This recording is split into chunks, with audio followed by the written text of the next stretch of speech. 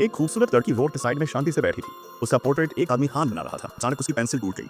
उसने जल्दी से अपना बैग खोला और दूसरी पेंसिल ढूंढने लगा। तभी उसे एक अजीब सी पेंसिल मिली। रंग भी वही था। उसने सोचा, चलो फिलहाल यही यूज कर लेते। टेस्ट करने के लिए उसने कागज पर एक सिंपल सा गोल घेरा बना दिया और जैसे ही उसने ड्रॉ पूरा किया वो ड्राइंग सचमुच पत्थर बन गई। हान हैरान रह गया।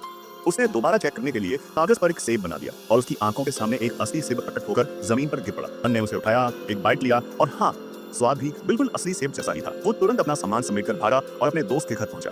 उसने दोस्त को सेब दिखाया और सब समझाया, लेकिन उसका दोस्त हंसने लगा।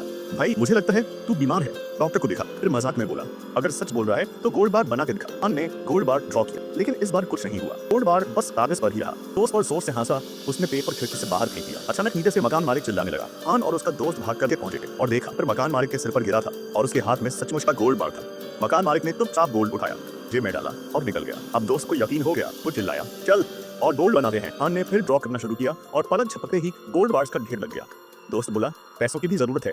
उसने खुद पेज पर $20 मिलियन लिख दिया, लेकिन कुछ नहीं हुआ, बस शब्द ही रह गए। फिर हान ने असली डॉलर बिल्स ड्रॉ करना शुरू किया और देखते ही देखते पूरा कमरा पैसों से भर गया। इतना कि दोनों दोस्त नोटों के ढेर में दबने लगे। तभी गुस्से में मकान मालिक डरा। कई महीने से किराया नहीं लिया है, वो चिल्लाया।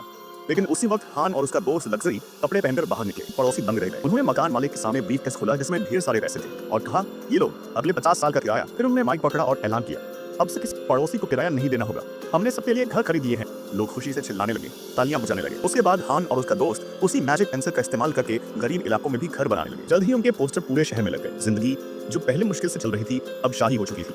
लेकिन सबसे खास बात, उन्होंने पेंसिल का इस्तेमाल सिर्फ अच्छे कामों के लिए किया, जरूरतमंदों की मदद करने के लिए। तो दोस्तों, अगर आपके पास भी ऐसी मैजिक पेंसिल होती तो आप सबसे पहले क्या ड्रॉ करते?